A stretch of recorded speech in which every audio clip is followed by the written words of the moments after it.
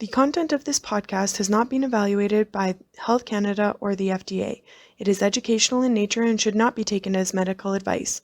Always consult a qualified medical professional to see if a diet, lifestyle change, or supplement is right for you.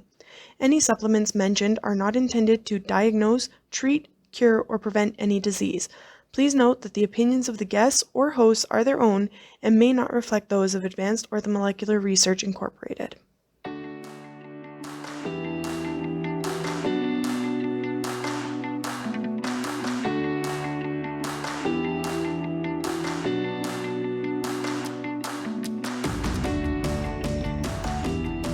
Welcome to Supplementing Health, a podcast presented by Advanced Orthomolecular Research.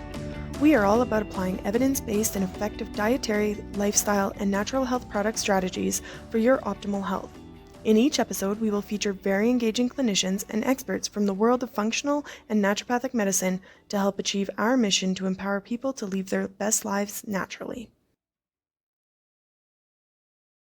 Okay, welcome everyone to a new week in a exciting new year, and we have a very exciting guest today. Dr. Gregory Kelly is a naturopathic doctor and is the director of product development at the Neurohacker Collective, as well as an author of Shapeshift.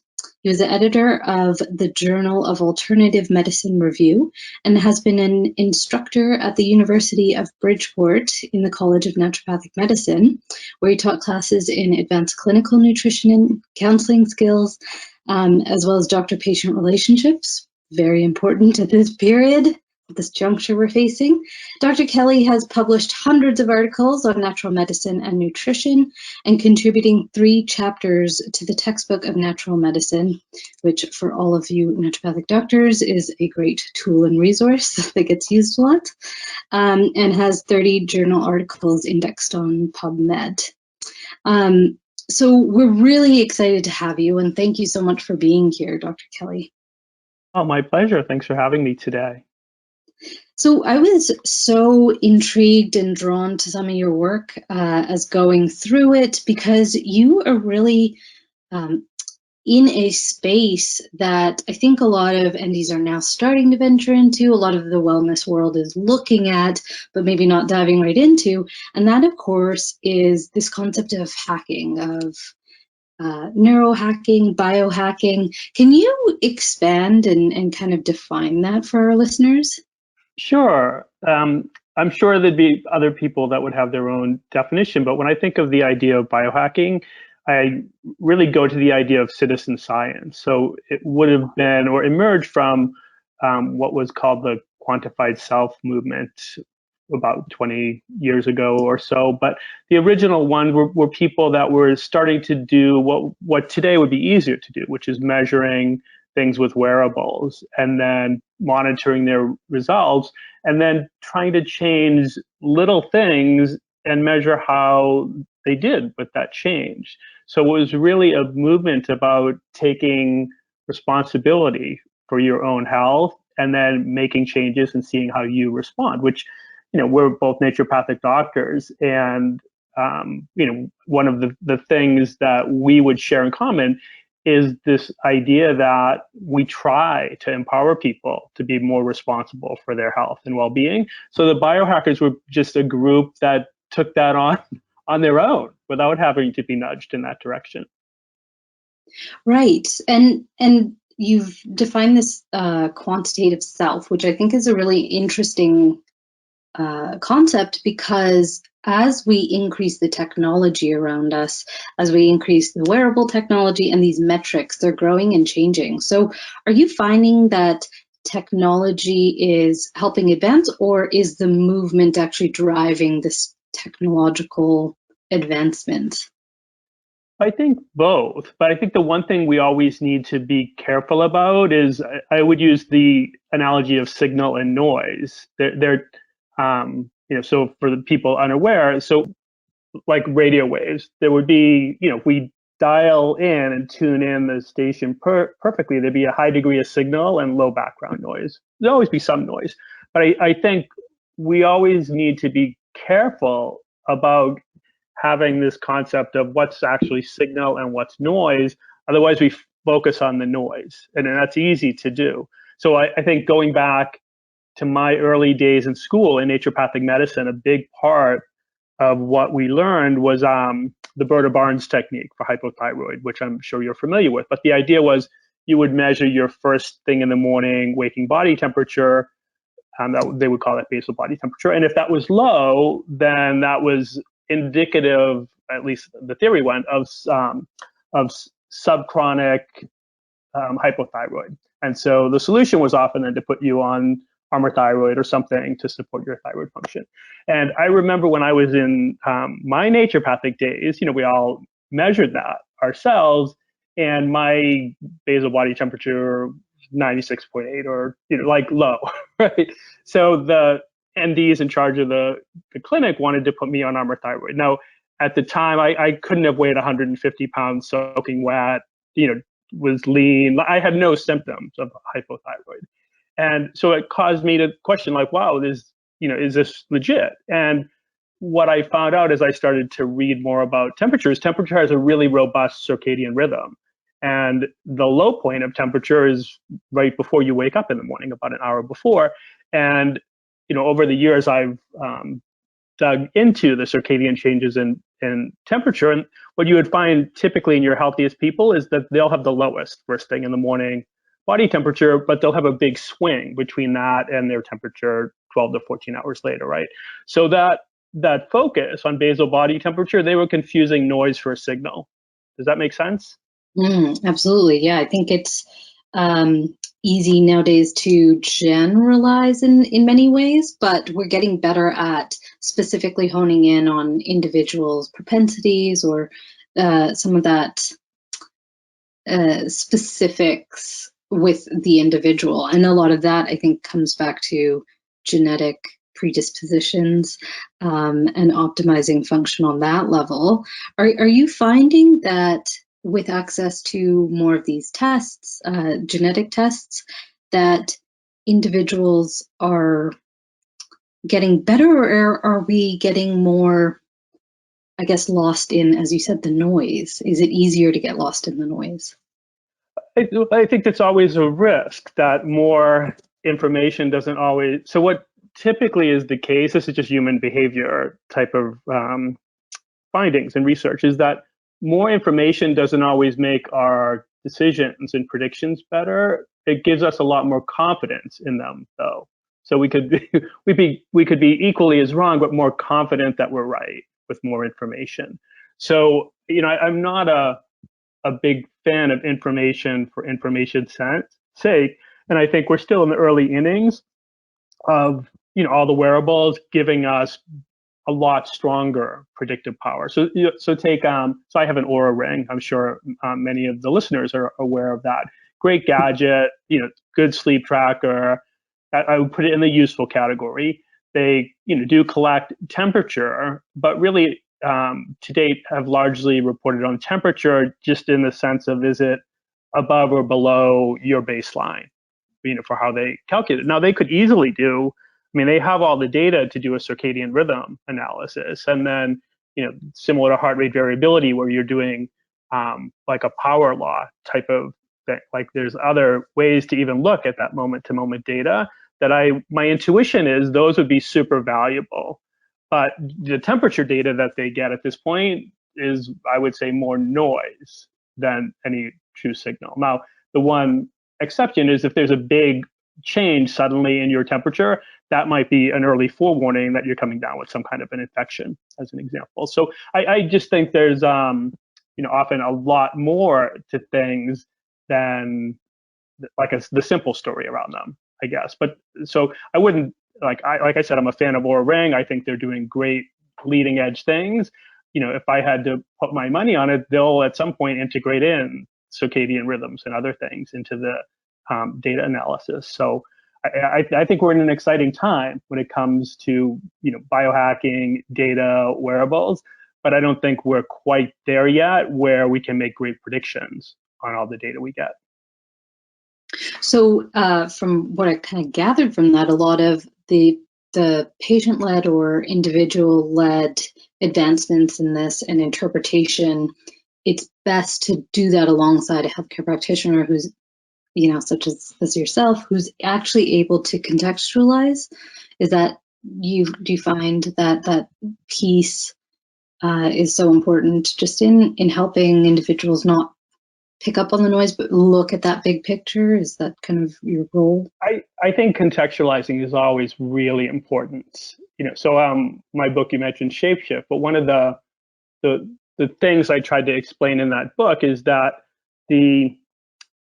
so in a simple sense, energy balance is what has ruled the roost, so to speak, when it comes to strategies for losing weight.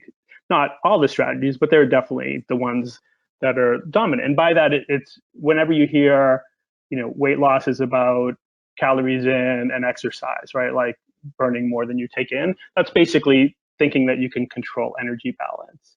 And the truth is, if that actually worked, we wouldn't have problems with weight loss, right? Because most people that struggle with weight do a much better job than I do monitoring calories in and trying to control the energy balance. But there's some things that our conscious mind can't really control, and our body weight is one of them, right? That's kind of decided for us, is how I would make the case. So the reason I bring weight up is there's certain things someone could do that would make it look like they're winning short term, and maybe they're measuring their body composition or just their weight on a scale, but that data point out of context, they could really be losing long term. So one of the things that is called dieting induced adiposity, but basically the gist of it is, one of the things that some scientists believe causes people to get fatter and fatter is that they're really good at dieting, and that the rebound from that is almost, so to me, it's about learning. Can I tell a quick story here? Yeah, please. Okay, so one of my favorite long-term dieting studies was when they put scientists in Biosphere 2 in the early 90s, which the Biosphere 2 was a big dome in the desert outside of Tucson. And so they lived there for 2 years. They thought that they'd be able to grow more food than they actually could grow. And so they had a sustained calorie deficit for the 2 years. Not a huge calorie deficit. I think they got somewhere between, say, 1,750, 1,800 a day. So not starvation, but chronically less than what they would normally eat. And so really quickly, in the first few months, they all lost weight, which would seem to make it like, oh, the energy balance theory is right. But by 6 months, they'd all plateaued. So even though they were still dieting, so to speak, forced dieting in this case, they didn't continue to lose weight. And then their hormones, it's fascinating to read some of the papers and see what happens to thyroid and insulin and lipids and all these other things, right, that we think of as causes, to see that these are just basically effects of not being able to eat enough. Basically, they all went hypothyroid from that. And then I think cortisol was another thing they measured. It was all increased that, right? It caused stress. And then when they left Biosphere 2 after 2 years, they still measured these people and monitored them. And so really quickly, when they could eat food again, they regained all the weight they lost, but they didn't regain the muscle. They replaced all of it with body fat. So my story about that is that whatever part of our brain or our whole system that would be in charge of deciding how much body fat we need for the future. And again, the idea is this is a prediction to do well in our environment, and an environment we may be exposed to in the future, said, hey, I don't know when I'm going to be stuck in a desert dome and forced to diet for 2 years again. Next time I'll be more prepared. And more prepared equaled more body fat. So what I like, to me, going back to your point, like context is everything. All of these, lab tests that they did, which functional medicine doctors would do that whole suite, all moved dramatically. But the big lever in this case was, inadvertent dieting and then refeeding. So, mistaking those individual tests as causes of something would have been a mistake in this case. That is fascinating. And I think also speaks to this idea of we don't look at the clinical picture just as a static item right when we see a patient. The history, the clinical history is so much more important as well. And I love that you've kind of brought up that they tracked people over time. So what would the hackers' approach then be to a situation like that, where there has been kind of erratic and fluctuating weight? How would you then start approaching that? Well, I can't speak for other biohackers, but I think, again, the key thing with biohacking is to make small changes and then make them long enough that you can see what that change results in, as opposed to, whole scale changing or starting a whole bunch of new things and then not really being sure which of those was the big, like the lever, which was the tipping point behavior. But with weight's complicated. If weight was easy, so I like going back pre being a naturopathic doctor, I was an officer in the US Navy and was, compared to the other officers, I cared more about what I ate. I exercised a fair amount, went to the gym. So I was tasked on both ships I was on to help the people that were struggling to meet the Navy's weight standards in the 80s to meet them, right? Because if they missed them for 3 cycles in a row, so like over a year and a half, because we did the test every 6 months, then they could potentially be forced out of the Navy. So, these were highly motivated people, but they struggled. And in part, they struggled because the Navy caused people to do rotating shift work, right? A stress on our body clock. They were incredibly sleep deprived, right? When you're on a ship, you don't have enough people that you can, luxuriously have people stand watch. So I spent close to 2 years of my first time in the Navy doing rotating shift work. So meaning 6 hours on, 6 hours off. And then during some of those 6 hours off, I still had to do my actual job and exercise. And, so, that was another stress. And then food quality in the 80s on a Navy ship left a lot to be desired. So those are just 3 things, never mind like then movement and, toxicity. And we could go into a whole bunch of other things that all collectively put pressure on our body. And it's that, that all those things in aggregate that would then determine what someone's, I would call it shape intelligence, but what their body thinks would be an appropriate amount of body fat to defend. Right? So that the key thing is trying to change that intelligent system's mind, not saying, oh, well, we're just going to have you eat less food, or if you just eat keto, it's going to magically solve everything. Because maybe diet wasn't the issue for that person. Maybe it was sleep deprivation. Yeah, and I think what you mentioned earlier when you were first kind of defining the quantitative self was the responsibility.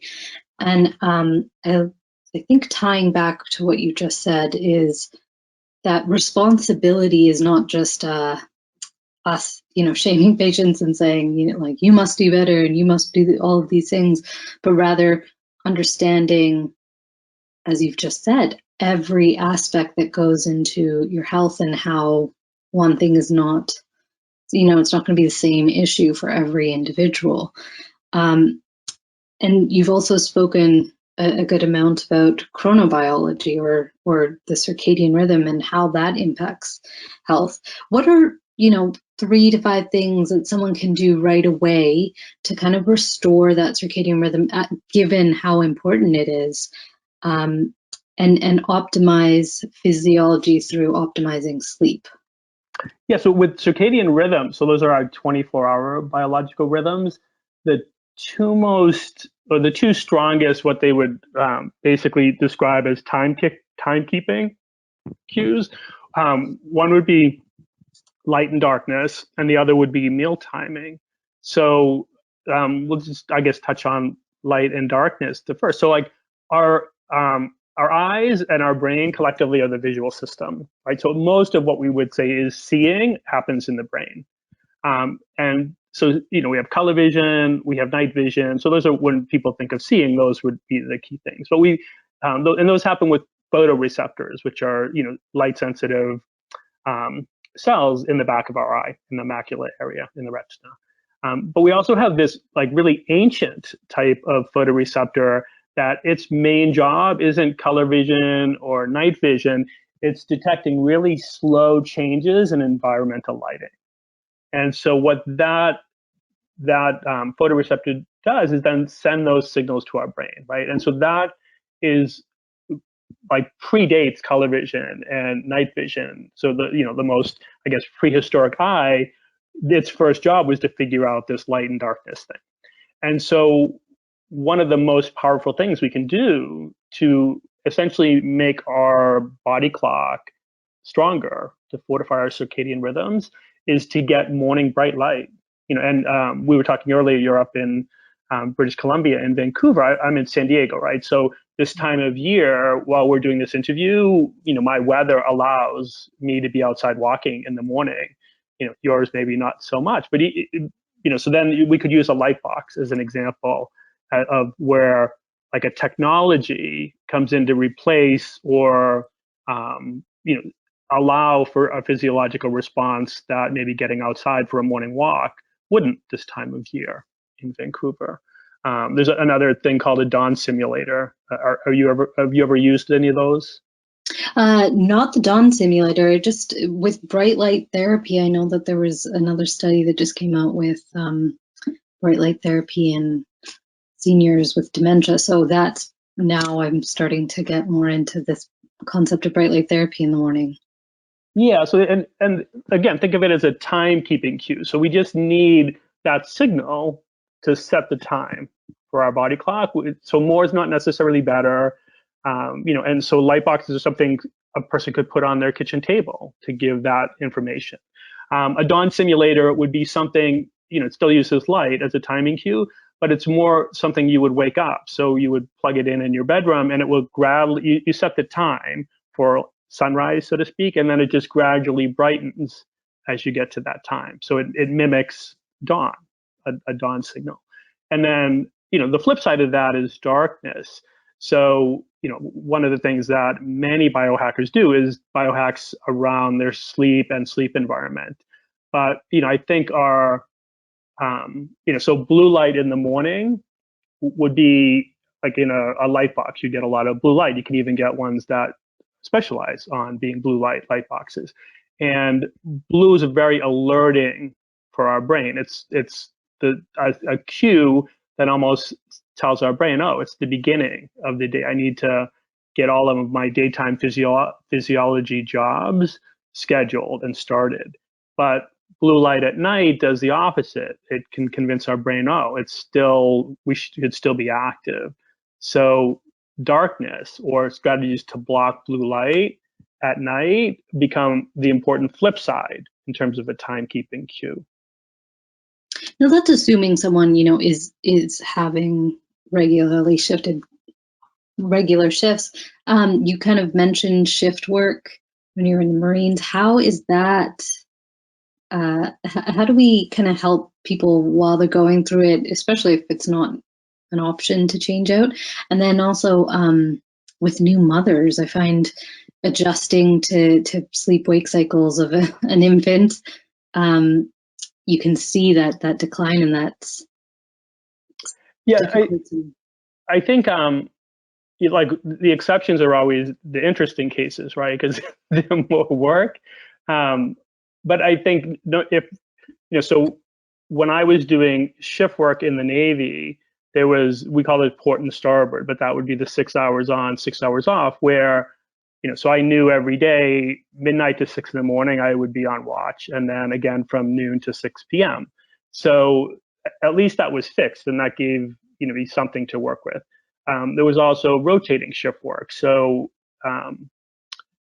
so a different watch I had in the Navy, it rotated around the clock. So maybe one night I was on watch from midnight to 4 in the morning, the next night from 4 in the morning till 8 a.m., the next day 8 a.m. to noon, and it just went around in a big loop.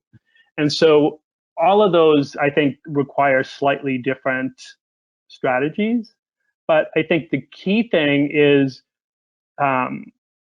if someone's getting off their shift and it's waking time for those of us that are synchronized to the sun schedule, so they're getting off around dawn or early in the morning, then blue blocker strategies at that point become important for them so that they can get to sleep during the time they have away from the job. And then you had asked about a new mom, and so I was just asked to write an article on sleep and some things that disrupt it for Healthline.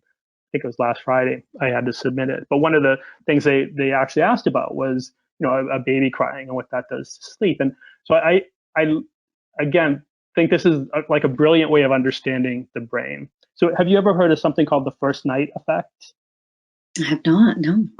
So I'm sure many of the listeners will have experienced this, but the idea is when we spend our first night in a brand new environment, so say a hotel room would be the most normal thing for most of us, we typically don't get as restful a night's sleep then as we would back in the confines of our own bedroom. And if we were to look at brain waves throughout that night, what we would see is that instead of your brain activity being what it would be normally, half of your brain staying a bit more vigilant all night, and that half will go back and forth. But the idea is a huge aspect of sleep has to do with our brain being able to predict that the environment we're in is safe and secure, that it doesn't have to be as vigilant, so deeper sleep can happen. And a new parent, but the new mom especially, their brain knows it needs to stay vigilant so that it can detect any sound that their baby may require something. So I would say that's a feature, not a bug. So trying to fix it might, I know it's tough for new parents with sleep, but the brain's doing what evolutionarily it should be doing. Now, conversely, if there's sounds that are waking us, another thing that Healthline asked was a dog barking. A dog barking could be a good thing, right? It could be an early warning that there's a potential threat coming into our sleep environment. So it would make sense, evolutionarily, that would wake us up. But if a neighbor's dog's barking all night for no reason, that's not such a great thing. So, for me, always separating out, is there so I would use the word positive intent, or the idea of positive intent. Is there a benefit to what is happening? And rather than treat it as a problem, then really help that person understand why what's happening is both natural and likely in the big picture of their current life useful. That is fascinating. I feel like I could just listen to you talk about everything for hours on end. But I did want to close off our discussion related to something that I know you've got a lot of experience with, and that is the research sector, particularly with human physiology and health optimization. There tends to be some gaps in research. What do you find are the biggest gaps, and how are they being currently filled when it comes to health optimization research? Well, I think the biggest gap, and I'm not sure how to quite fill it, is when we do complicated things. Most research is designed almost like what I mentioned a biohacker would do. Let's just change this one thing and then measure how you respond to it. Now, sometimes what they're choosing to measure might be debatable, but that model is something we can wrap our hands around. But as a naturopathic doctor, one of the things when I was in school, and I'm guessing it was the same for you, is we would teach people to change their diet and maybe their exercise programs and put them on supplements and maybe ask them to work on their sleep. We would be changing or asking them to change a lot of things, and I don't think that would be a weak part in study, right? There's not studies that can say if someone does the keto diet and does this thing and this thing as well, then that combination rocks, as opposed to, they cancel each other out, right? So then N of one is what they would say in the biohacker world, becomes an experiment of one. So it becomes then really important to be working for that client or patient to be working with someone that can help them, guide them in understanding, the most important things to potentially start on, and then making sense of how their body might be responding to, what are a whole bunch of different experiments all happening at the same time. Right. And I think perhaps as you described, wearable technologies and these different metrics and markers that we're getting access to may help us kind of, especially in observational studies, track multiple factors and how the impact of these lifestyle changes. But it does seem like those need to be these long-term studies. So I guess we need time in this field. Yeah, and I think what'll happen is a lot of the data companies like the Auras or the other ones that are collecting sleep data are collecting 24-hour data and now asking people to tag things, right? And will eventually, probably have abilities to input what you actually ate. They already know activity because they're getting that, and it will come through probably AI at some point where we'll see patterns that make sense. But so I guess the late 90s, going back to when I was in practice, I can remember talking with naturopathic doctors, functional medicine MDs, and the late 90s, sleep was nowhere near as on the health radar as it is today. And I can remember, talking to people about sleep, and they almost looked at me like, well, sleep's kind of a weakness. Shouldn't it, sleeping less was a badge of honor type of thing. And I remember, this was not one of my patients, but it was a friend's wife. And at like a 4th of July cookout, she was really almost in tears because she was already sleep deprived because of her job. She was a nurse. And had been doing something like the Atkins diet, those high protein, low carb were in vogue in that late 90s, and was getting up at like 4:30 or 5 to go to the gym because she'd bought into the whole exercise thing. So she looked lean, right? She looked like she was producing that result, but she felt like a train wreck. And so she was sacrificing sleep to do these other things that she had been convinced were really important, so exercise being one of them. And my advice was her at the time, well, sleep should be the most important thing. So my metaphor for sleep has to do with hibernation. If we're sleep deprived, it's almost like a part of our brain thinks that, oh, at some point this person's going to hibernate to pay back this big sleep debt, and I better be prepared for that. And preparation for hibernation, is obvious in nature, right? That's like easily accruing body fat.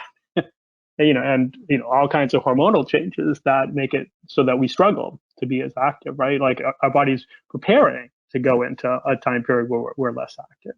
So, for me, sometimes it's staging things. So I don't want anyone to take away from this that I don't think exercise is important. I think it's crazy important.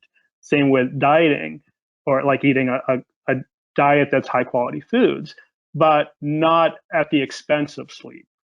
And so often what I've seen over my career is things like I would put sleep at the top, circadian rhythms probably right after it, if someone was struggling with weight or anything as areas to address. Because if those are improved, almost everything gets better. And if they're neglected, then almost everything's a bigger struggle. That is my inspiration, even myself, to get my sleep in order. I think a lot of people, especially in this weird 2-year, almost now hibernation hybrid period, it's like we're staying at home more, but are we getting that quality rest? Are we getting that quality recovery? Balance that with, the stress of what's been going on. So refocusing to those basics seems like the simplest and most effective thing we can do right now. It was one of the things I loved about the old-time naturopaths that were still in practice when I went to school. They were masters of the fundamentals. Yeah, and this concept of the hierarchy of needs and just the treatment hierarchy, it does always come back to in school. Start with the basics, what you can start to change, and sometimes that can almost seem underwhelming when a lot of patients come to visit. I don't know if you ever get this, but they're almost like, oh, that's it? That's all we're working on now? And, you highlight the importance of that, and a few weeks later, they come back having resolved that. And it it all falls into place and suddenly everything seems so much better. So we're often waiting for these big lifestyle changes and very complex treatment plans, but it does seem to come back to these simple pillars. Yeah, absolutely. And the other thing that, so like I'm a big fan of always adding resources in rather than taking things away. So, like my bias is that with more resources, things tend to improve on their own. Not to say there's not some things that it's important to, limit or focus on, but I've just found that, putting things in is often both easier and more successful long term rather than trying to prevent something or like preventive behavior or, so even for me, like I would tend to describe myself as more of an intuitive eater. So there's very few things that are on the I'll never eat list. And most things, so like as an example, maybe 2 or 3 times a year, I'll really, feel like having coffee ice cream. And if my brain's saying coffee ice cream, I'm going to go with it. So, so I think I guess the way I would describe it is I think it's super valuable to teach anyone we're working with to be able to trust their body more, but also to start to learn how it's communicating with them. So, so one of my analogies for sleep is, and our head of marketing likes this analogy, but it's called the sleep bus. So the idea is that like many people struggle to fall asleep when they want to fall asleep, right? That it's sleep onset insomnia is what it's called. But I don't know what percent, but a lot of those people, it's not that there's anything wrong.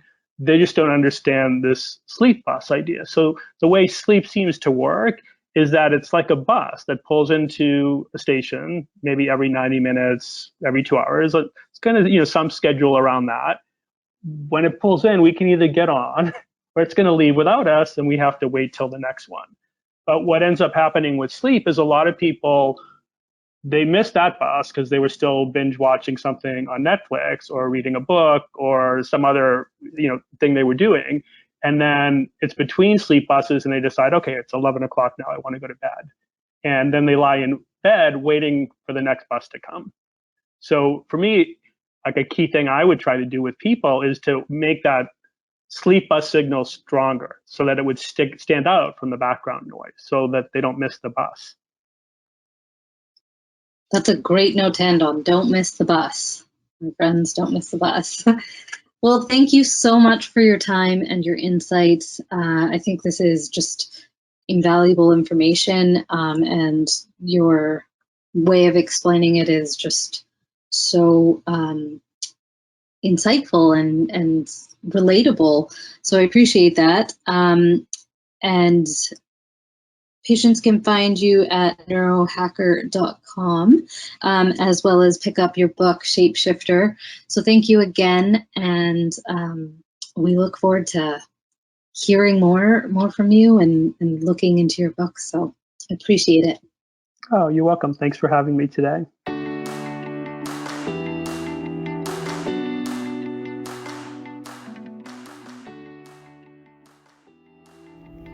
Thank you for listening to Supplementing Health. For more information about our guests, past shows, and future topics, please visit aor.ca/podcast or aor.us/podcast. Do you have a topic you want us to cover? We invite you to engage with us on social media to request a future topic or email us at marketing@aor.ca.